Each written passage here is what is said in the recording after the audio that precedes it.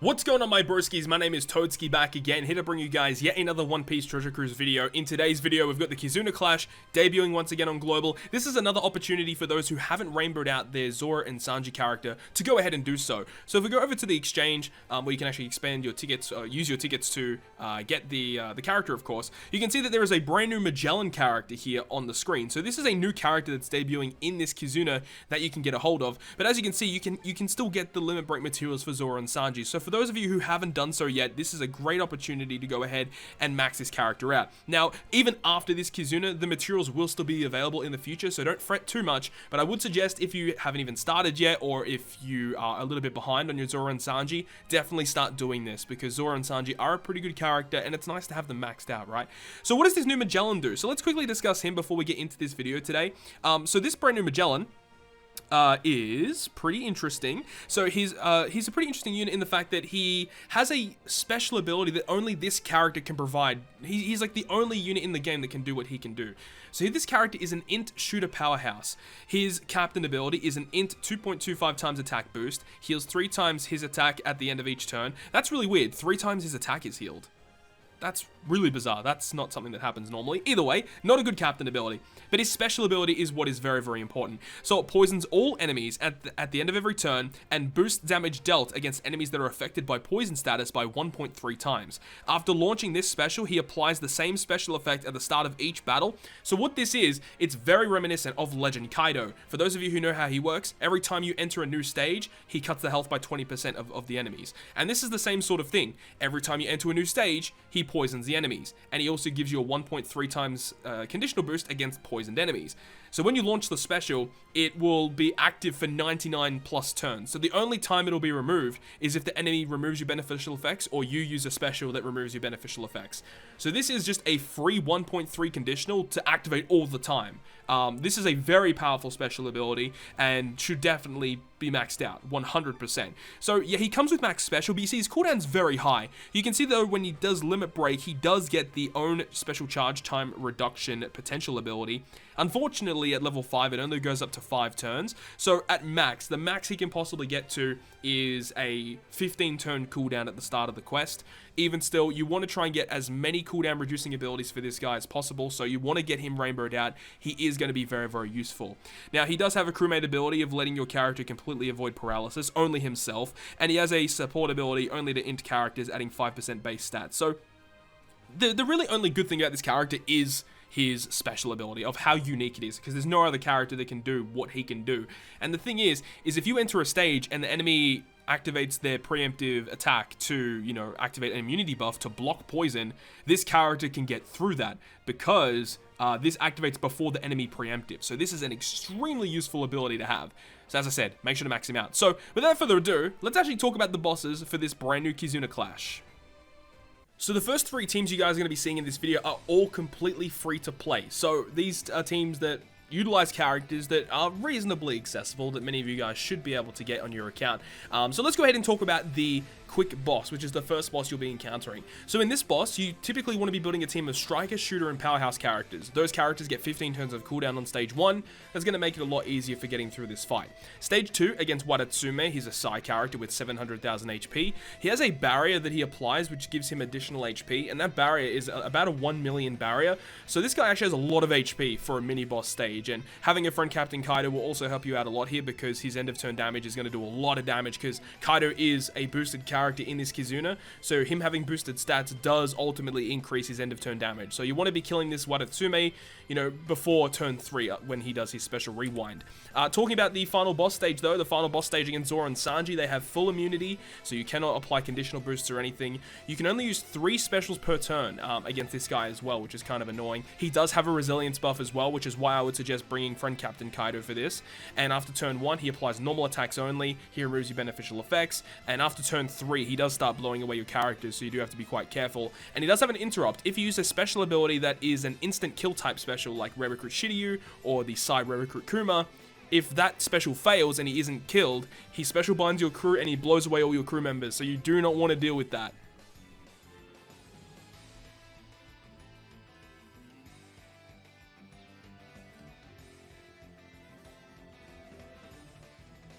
The next boss is going to be against the strength variation. This particular team, you want to be building mainly a team of strength, quick, and psi characters, because those are the characters that get the cooldown reduction. With this team here, you can see that half the team actually doesn't even get any cooldown reduction. So I don't know if this team's super duper good. Unfortunately, Magellan and Hannibal, if their cooldown was a little lower, this team would work even better. This team is actually really not that bad. It's just the fact that Magellan and Hannibal, you can't actually get their special to activate, because when you move on to stage 2 against Dosun, he actually cuts your health by 99%. I think in one of these clips you guys will be seeing, I actually encountered the hidden boss instead, but Dosun will cut your health by 99%, and he has a 1-turn cooldown, so you don't even get any turn to stall there. You basically want to be killing him when you encounter Dosun on stage 2. When you move on to the final boss stage, though, against Zoro and Sanji, they have defense down immunity, they have poison immunity as well. However, they do not have a delay immunity, so you can apply a delayed conditional boost to them, which is very, very good. And of course, the treasure map Hawkins, who actually is boosted for this event, does have a delay mechanic with his special ability. So I would suggest running him on your team, somewhere in your team, to not only get more damage, but to also delay the enemy as well to apply a conditional boost. He also despairs your crew for 10 turns, which is why Quick Whitebeard is definitely the most ideal captain here, because not only does your health get reduced naturally because of the boss's effect, but Whitebeard will be able to remove all that despair for you, which does help out a lot. You get inflicted with normal attacks only as well, and all of your crew slots will be changed into block slots, so you definitely need to bring a unit to change those into matching. Now, he does have an interrupt against any orb boosting special. He will slot bind your entire team, so you want to be using an orb boost that you can carry into this room, and do not activate an orb boosting effect while you're inside stage 3. And of course, he has the typical HP cut mechanic, where if you do HP cut him, he's going to heal back to full.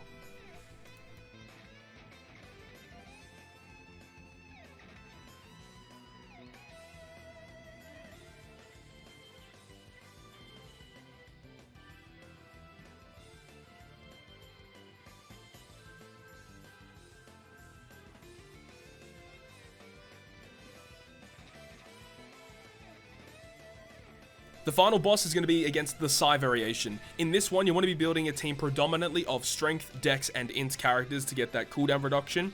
Stage 2 is very annoying. This utilizes a bind mechanic and a chain locking mechanic that will be inflicted to your team.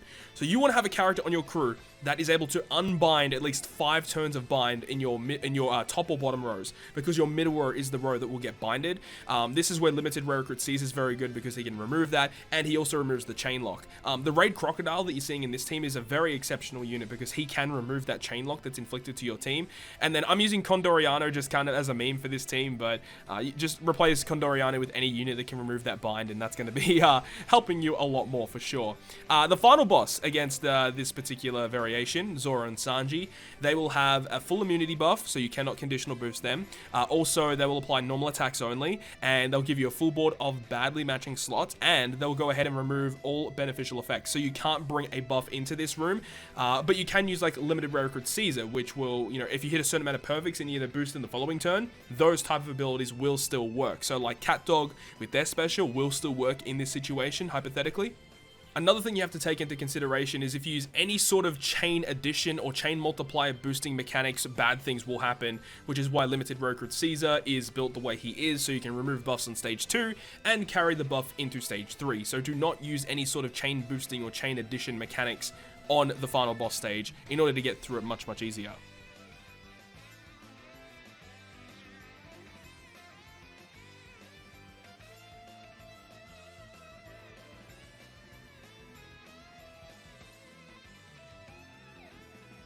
So with all that being said, now let's go ahead and talk about my personal teams that I'm using so far in this Kizuna clash. So with this particular team, it is the double Kaido team. Now, yes, technically, yes, you can go ahead and use Sanji and Judge as the captain instead in order to get the higher attack boost.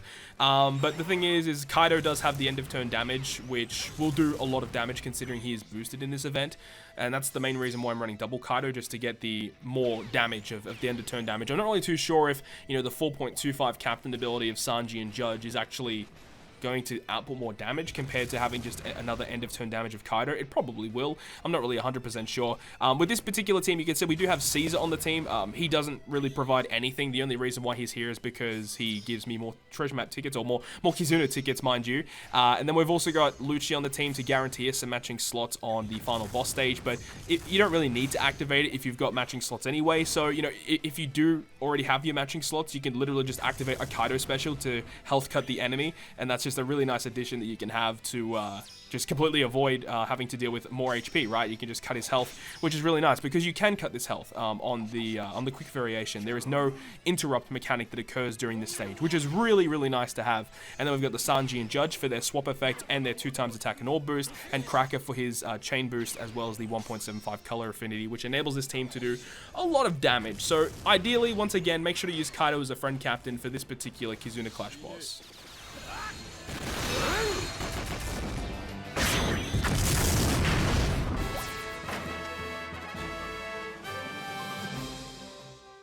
So the next team you guys are seeing is going to be my personal quick team up against the strength boss. So with this particular variation, I am using double Whitebeard as the captain because their multiplier is extremely high. Like, it's very close to a 4.5 times multiplier, with everything being said. We've also got Cat Dog on here because we can use their special ability on stage 2 and carry that boost into the next stage, so that we get a 2.25 times orb boost to our striker characters and our cerebral characters. But the only real characters that are getting the boost from that are of note are going to be the Whitebeards as well as the Hawkins. Now remember, Hawkins is boosted in this event, so with all that being said, Hawkins is going to be doing like crazy amounts of damage in this particular fight with the 2.25 orb boost. We've got Cracker for the chain boost and also the color affinity. We've also got Whitebeard for his attack boost that he provides as well, and then we've also got the combination of Hawkins special as well as the Hardroden special to give us a 1.75 times conditional boost.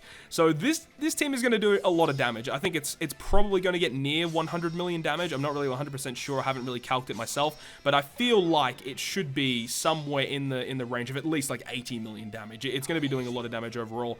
So let's go ahead and start talking about the final boss of the Kizuna Clash with my personal teams.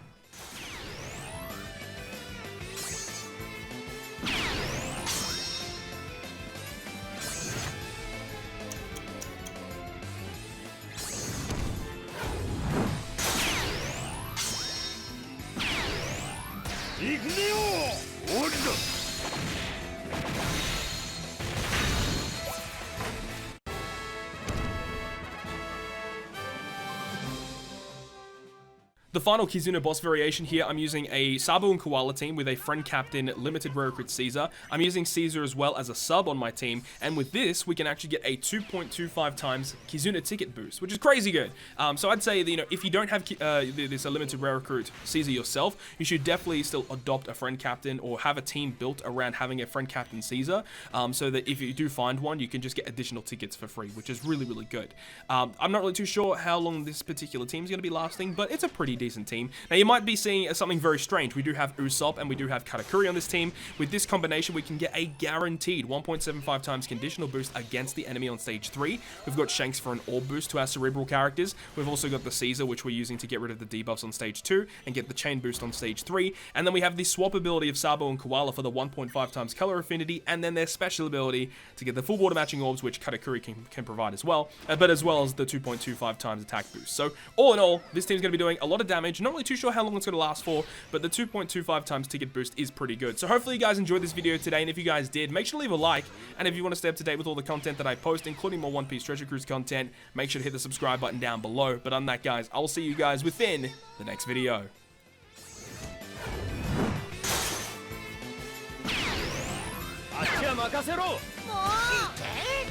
Cool.